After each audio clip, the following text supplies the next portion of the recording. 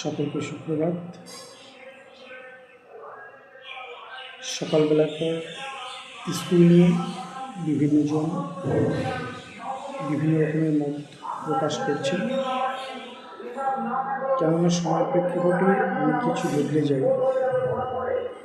মানুষের দৈনন্দিন চাহিদা এবং পরিবেশ পরিস্থিতির উপর ভিত্তি করে আমরা সব কিছু গড়ে তুলি। তাই যাদের উদ্দেশ্যে এই সময়টি পরিবর্তন করা হয়েছে, তাদের সুস্থ স্বাভাবিক থাকার উপর ভিত্তি করেই স্কুলটা কতদিন চলবে বা চলতে থাকবে এরকমই একটা সময় বর্তমান সরকার নিতে চলেছে।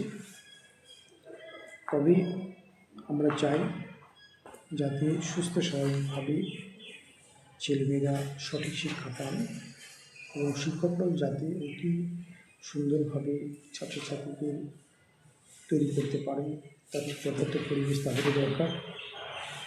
তাই পড়াশোনাকে আমরা সুস্থ স্বাভাবিক রাখতে যেটা করার সেটা যদি করে আমাদের কোনো দ্বিধা নেই।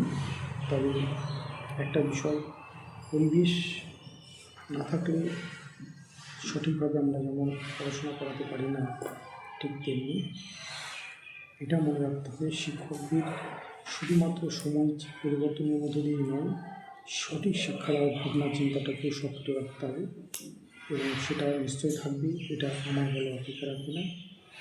ধন্যবাদ।